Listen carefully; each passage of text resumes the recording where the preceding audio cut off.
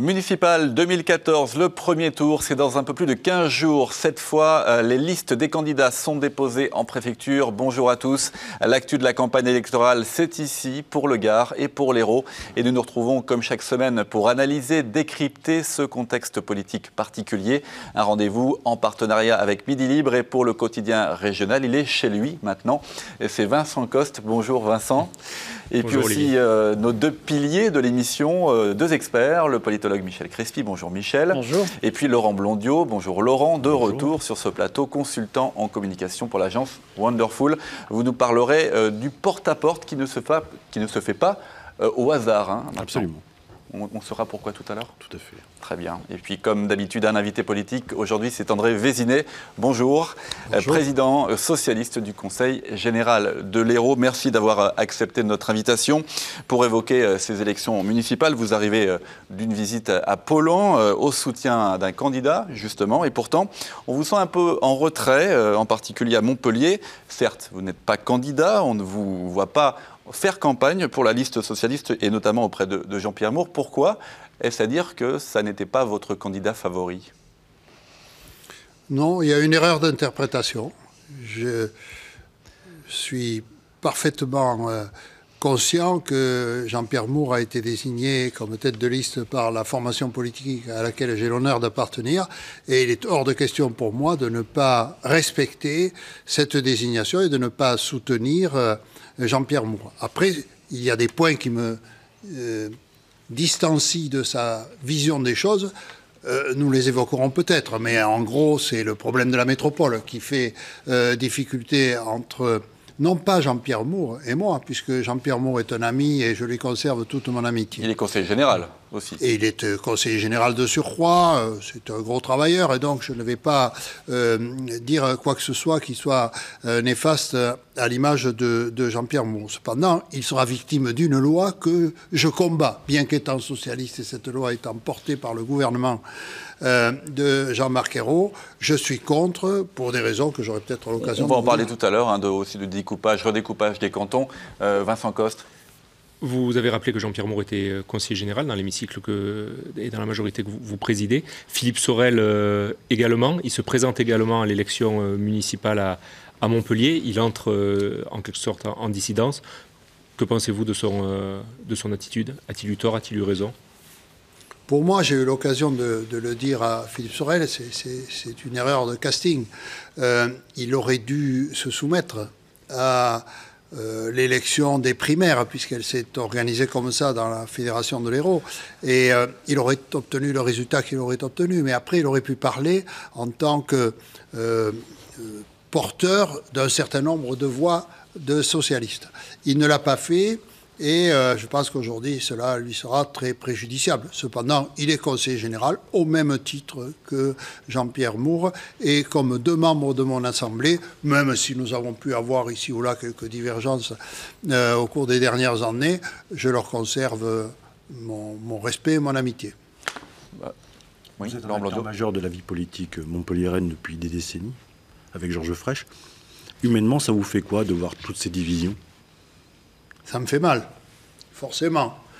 Ça ne peut que me faire mal, parce que je pense que l'unité des forces de gauche, d'une part, mais surtout l'unité des socialistes me paraissait être une clause incontournable pour conduire au succès. Ce succès est probable. Aujourd'hui, il est taxé d'une certaine incertitude en raison justement de ces divisions à l'intérieur du camp socialiste. Alors je le disais, la date limite de dépôt des listes des candidats en préfecture, c'était ce jeudi, 18h. Il y a des communes, il y aura peut-être des communes, Michel Crespi, qui n'auront pas de candidats. Pas pour l'Hérault, visiblement. Toutes les communes seront pourvues de listes et de candidats, mais pas dans le Gard. Enfin, en tout cas, à l'arrêt qui a été rendu mercredi, il manquait 3 communes où il n'y avait pas de candidats. Que se passe-t-il dans ces cas-là? Alors dans ce cas, comme il faut que la commune soit quand même administrée, le préfet nomme un administrateur provisoire, une petite commission qui va gérer les affaires courantes de la commune sans prendre de décision engageant l'avenir. Et il a 3 mois pour organiser de nouvelles élections. en espérant que pour ces nouvelles élections, il y aura cette fois des candidats. S'il y en a, c'est réglé, la commune vote et on n'en parle plus. S'il n'y a toujours pas de candidats, il peut essayer de faire durer un petit peu, de susciter des vocations. Puis si vraiment il n'y arrive pas, il peut proposer le rattachement de la commune à une autre commune. Dans l'Hérault, André Vézinet, bon, visiblement, il y a des candidats partout. C'est un mandat assez complexe quand même, y compris et surtout en milieu rural. On est très, très sollicité en tant que maire. Oui, on est très sollicité. J'ai, avant d'être élu à la ville de Montpellier, effectué un mandat municipal dans une commune rurale, c'était dans l'Aveyron, mais je sais à quel point les élus des communes sont sollicités. C'est un travail considérable. Alors, des listes donc déposées, des listes qui s'affichent, en tout cas, l'UDI notamment à Montpellier, c'était ce mercredi, Joseph Francis qui présentait, alors pas toute la liste, hein, on va dire son gouvernement, ses adjoints s'il est élu. Et puis ce jeudi matin, c'était France Jamais, tête de liste Front National, qui présentait sa liste. C'était au Club de la Presse, c'était en fin de matinée, avec voilà, on voit sur ces images, un deuxième sur la liste que certains connaissent, en tout cas un personnage qui a été très médiatisé puisqu'il était syndicaliste de la TAM. C'est un certain Jamel Boumaz. Il nous explique les motivations et pourquoi il a rejoint le Front National et France Jamais.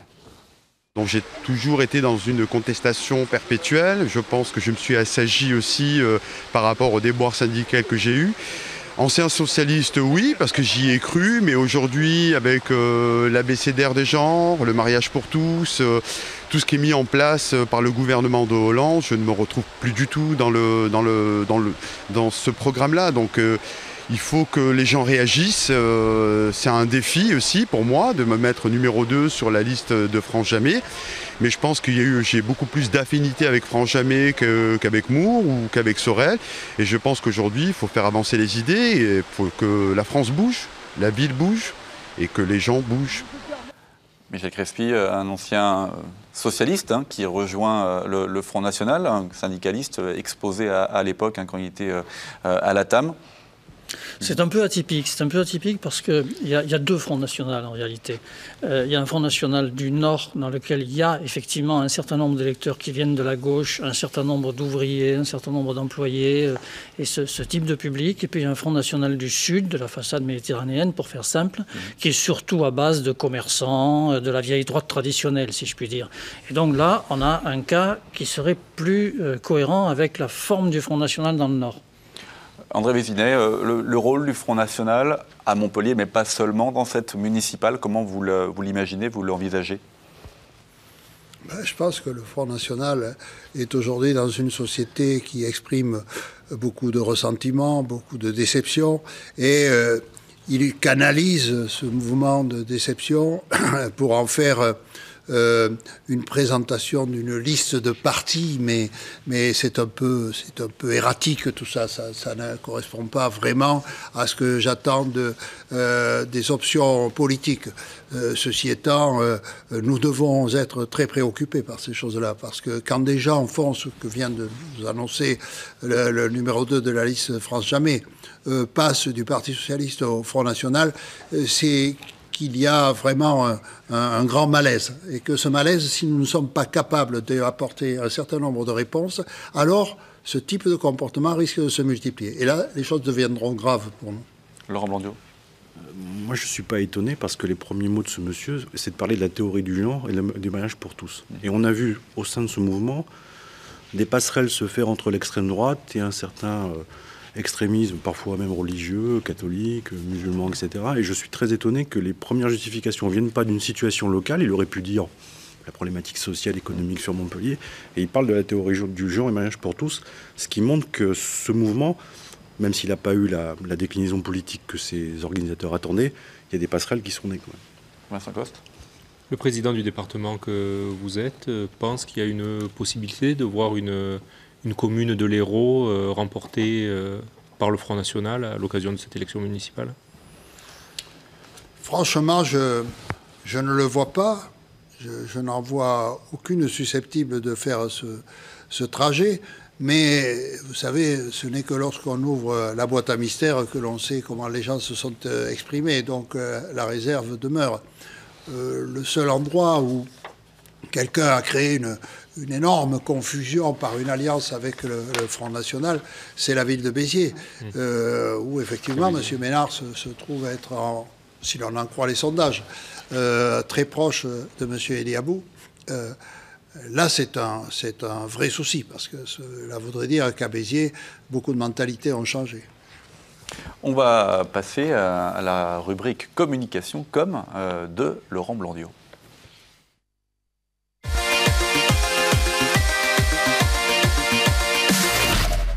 Laurent, la tradition du porte-à-porte qui ne se fait pas au hasard des quartiers et des résidences. Les candidats ne vont pas n'importe où. Alors le porte-à-porte, c'est non seulement professionnalisé, paradoxalement moins de militants pour le porte-à-porte, plus celui-ci, je dirais, ciblé.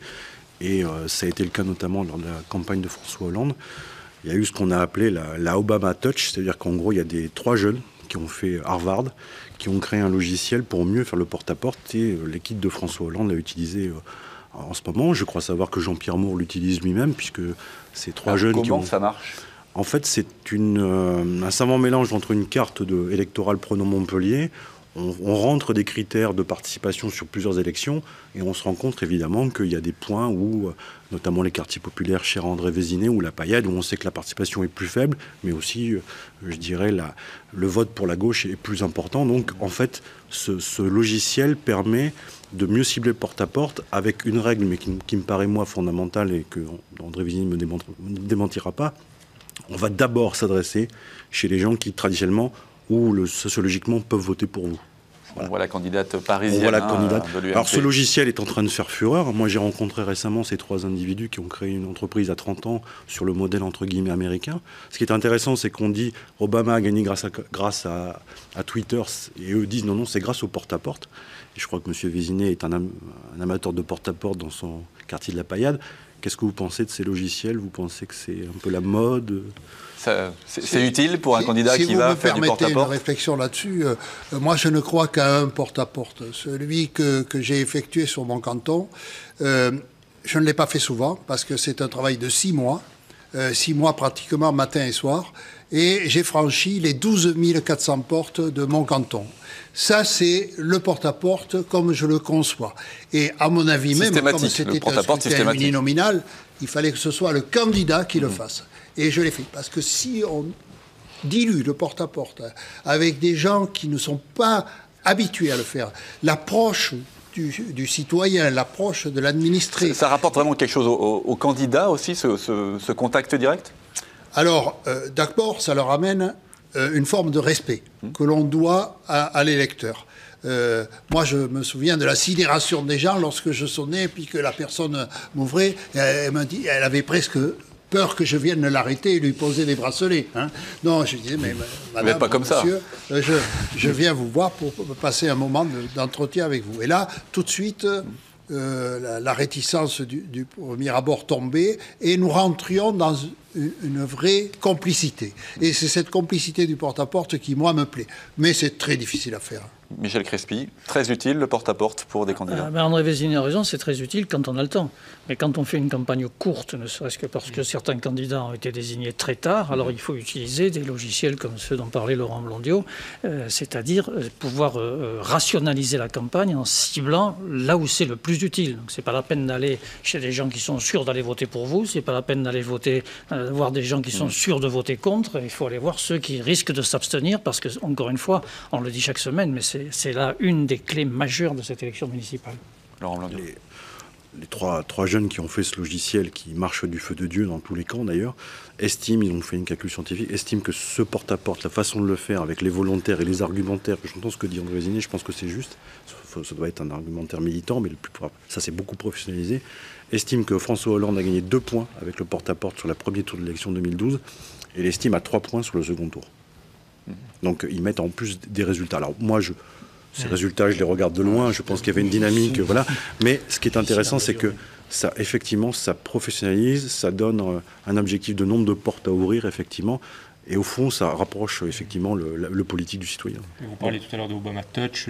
Je crois que le succès d'Obama a eu aussi un tel retentissement. Il y a le côté roi Midas. Tout ce qui touche se transforme en or. Et il suffit de toucher Obama. Et la recette du succès, il a gagné la dernière élection, sa réélection grâce à Twitter. Twitter n'existait pas lors de la première. Donc le porte-à-porte technologique, on l'a vu, un élément de la campagne. Alors il y a un autre élément, c'est des candidats qui sortent une arme secrète, la personnalité qui doit marquer les esprits. C'était le cas ce mercredi, Philippe Sorel, candidat d'Hiver Gauche à Montpellier, qui présentait l'un de ses colistiers, c'est Gérard Christol, Maître Christol, ténor du barreau montpelliérain. Alors, Maître Christol était candidat UDF, RPR en 1995 face à un certain Georges Frêche. On le voit sur ces images, alors une conférence de presse plaidoirie, je dirais, qui a duré 1h30. On a beaucoup entendu Gérard Christol. Il explique ses motivations. Il ne sera pas en position éligible puisque 65e sur 65. Écoutez. Moi, c'était la dernière place ou la première. Quand j'ai vu la démarche de Philippe Sorel depuis quelques mois, son positionnement, son rejet, je crois pouvoir le dire, de certaines pratiques, de certaines évolutions, je me suis dit, nom de Dieu, ça correspond exactement à ce que je pense depuis des années. Voilà, un homme libre, qui a le courage d'affronter, ce n'est pas simple, ce n'est pas évident, les structures en place, il y a certaines dérives, lorsqu'elles sont le fait de personnages un peu hors du commun, je pense au grand Georges, on peut passer. Mais quand on ne joue pas quand même dans la même cour, c'est pas du tout la même chose. Gérard Christol qui rejoint Philippe Sorel, qu'est-ce que ça vous inspire, André Vézinet? Gérard Christol, positionné à droite tout de même. Oui, il est positionné à droite et c'est un grand écart pour lui, incontestablement.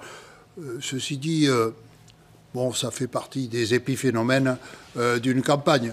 Je voudrais quand même, cependant, pour ne pas insulter la personnalité de Gérard Christol, dire que c'est quelqu'un pour qui j'ai grande estime. Et je ne comprends pas sa démarche, mais bon, elle est, et il faudra faire avec. Michel Crespi. Frêche avait recruté Vincent Moros à un moment. C'est ce qu'on appelle les prises de guerre. Ça consiste à attraper une personne de l'autre camp, et c'est bien d'en avoir une sur la liste, à condition qu'il n'y en ait qu'une. Vincent Gost. Oui, il y a eu Kouchner, il y a eu Frédéric Mitterrand à un autre niveau. Ça, c'était des prises de guerre post-élection. Là, c'est des prises de guerre de campagne. On a Perla Danan qui a rejoint Jacques Domergue. On peut multiplier les exemples. Alors là, quel est l'impact ensuite sur l'électorat? Il faudrait le mesurer. Très mince. Est-ce que s'il n'y a pas aussi une porte vers la droite et vers une alliance possible avec Jacques Domergue? C'est la question qui a été posée pour le second tour, parce que pour le moment, tout a l'air verrouillé pour le premier, mais tout reste ouvert pour le second tour. Avant de vous laisser répondre, je vais vous faire écouter Philippe Sorel qui parle justement et qui refait le point régulièrement à chaque conférence de presse sur les alliances possibles. Écoutez. Pour le premier tour et jusqu'au 23 mars, pour moi, c'est ni le maire de Courdon-Sec, ni Jacques Domergue. Mais pas pour les mêmes raisons. Jacques Domergue, c'est pas ma famille politique. Et le maire de Courdon-Sec, c'est pas ma façon de gérer la cité et de voir la politique avec la transparence nécessaire pour pouvoir la gérer. Michel Crespi, jusqu'au 23, évidemment, chacun a sa liste, mais au-delà, tout paraît encore possible au niveau des alliances. Avec Sorel, oui, apparemment tout est possible. Même s'il rappelle que Jacques Domergue ne fait pas partie de sa famille politique. Maintenant, on peut travailler avec des gens qui ne font pas forcément partie de notre famille politique. Absolument. On voit apparaître d'ailleurs un nouveau concept dans cette élection, c'est le concept d'accord technique, de gens qui sont en désaccord sur tout, mais qui font quand même une alliance technique, tout en s'engageant pas du tout à voter les uns pour les autres au conseil municipal. Ça fait partie des nouvelles formes de l'élection. Laurent Blandiot, un mot. Moi, j'attends vraiment le vote du 23, parce qu'effectivement, l'ouverture de la boîte à mystère est importante, mais c'est une élection qui se fait beaucoup à partir des sondages, notamment, et de côté médiatique des choses. On sort des Gérard Christol, de l'autre côté aussi, quel va être l'impact sur l'électorat? Aucun sondage ne mesure le niveau d'abstention aujourd'hui sur Montpellier qui risque d'être très important, notamment, on le sait, à gauche aujourd'hui. Donc voilà, je dirais, voilà, aujourd'hui, Philippe Sorel parle assis sur 20%, 21, 22, Justement. ce qui est normal. Après, la réalité des sondages, c'est une chose. Il y a eu beaucoup de sondages durant, beaucoup de sondages de candidats, il faut le rappeler. Uniquement depuis fin janvier, depuis le mois de janvier. Un dernier élément de Philippe Sorel qui a indiqué pendant les conférences de presse qu'il avait reçu des appels du Parti Socialiste et des instances nationales du Parti Socialiste. Et des coups de fil pour le faire, entre guillemets, rentrer au bercail. Alors il a indiqué qu'il ne souhaitait pas revenir au Parti Socialiste. Et voilà la réponse qu'il a fait aux conseillers nationaux qui l'ont contacté. Écoutez. Il fallait réfléchir. Si vous m'aviez donné l'investiture, 30% du PS plus mes 20%, ça fait 50. Et la seule question qu'on se poserait aujourd'hui, c'est Sorel, il passe au premier tour ou pas? La réalité, c'est celle-là. Alors j'aurais dit, écoutez, on est quand même de la même famille politique, on ne va pas se fâcher. Je vais réfléchir à toutes mes conditions, mais vous comprendrez aisément que ça va être beaucoup plus cher qu'il y a 18 mois. André Vézinet, d'abord les alliances, et puis ce côté un peu Philippe Sorel qui défie le Parti Socialiste, dont il ne fait plus partie, en tout cas pour le moment. Oui, mais je comprends que la situation dans laquelle il se trouve est compliquée, donc il ne peut s'en tirer qu'avec des expédients.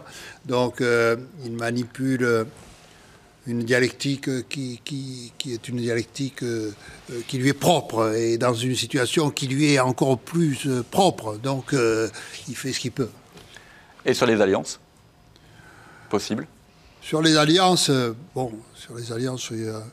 il y a beaucoup à dire, mais il y a des alliances qui, compte tenu de la tradition sur laquelle est fondée la conduite des affaires publiques dans notre ville, il y a des alliances qui sont carrément contre nature et que nous ne pouvons pas valider.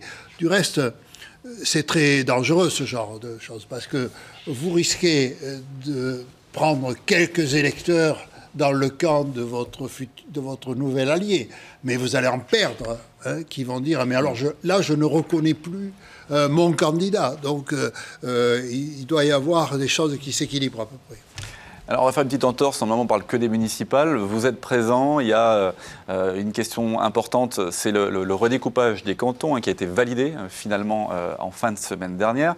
Un redécoupage des cantons dans l'Hérault contre lequel vous vous êtes farouchement battu jusqu'au bout. Le 27 janvier dernier, le préfet est venu très officiellement, sur votre invitation, présenter cette nouvelle carte du redécoupage des cantons du département de l'Hérault en session. On revoit quelques images. J'aimerais, avant de vous faire réagir, vous écouter ce jour-là, puisque vous étiez particulièrement en colère, comme à chaque fois qu'on évoque ce sujet d'ailleurs, et puis la réponse du préfet, aussi le positionnement de l'État sur ce nouveau redécoupage. Écoutez. De qui se moque-t-on? Un principe de statistique inventé par je ne sais quelle tête d'œuf, sorti sûrement d'une grande, très grande école, et qui ne connaît rien de la pratique de l'exercice d'un mandat sur le territoire. Dans le département de l'Hérault, l'écart de population entre le plus petit des cantons, celui du Quellard, un peu plus de 1000 habitants, et le plus important, un canton de Montpellier, 49 000 habitants, et donc quasiment de 1 à 50, ce qui est l'écart le plus important de France. Le redécoupage que nous proposons réduit de 1 à 1,5 la dimension de ces cantons. Et s'ajoute à cette redéfinition cantonale, bien évidemment, le respect du principe constitutionnel de parité. Vincent Coste.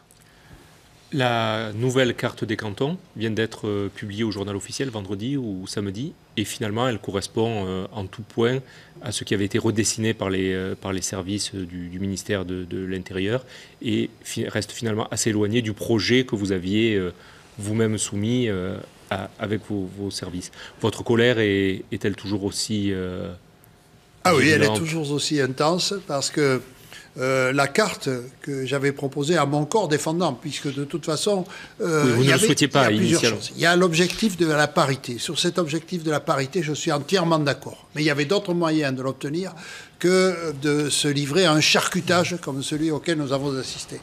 Ensuite, il y a le fait que je m'étais entouré de toutes les précautions. Et j'avais demandé au groupe majoritaire de bien vouloir se prononcer sur la carte que j'allais envoyer via le préfet au ministère de l'Intérieur. Cette carte avait obtenu un vote d'unanimité, sauf un refus de prendre part au vote du président du groupe. Tout le monde était d'accord, qu'ils soient urbains ou qu'ils soient ruraux. C'était un accord unanime. Et là-dessus, je reçois une carte qui n'a plus rien à voir avec celle que j'ai envoyée. Donc je dis qu'il y a quelque part une manière d'offenser le choix politique qu'avait fait une assemblée politique et en son âme et conscience. Vous aviez évoqué un recours devant le Conseil d'État, et c'est encore d'actualité ? Non, il y a des recours qui vont être faits maintenant. Nous avons un délai pour ça, un délai de 2 mois depuis la parution du décret qui date du week-end dernier. Et nous allons bien sûr exercer un certain nombre de recours. Merci à tous les 4. Merci d'être venus sur ce plateau. On se retrouve jeudi prochain pour une nouvelle spéciale municipale.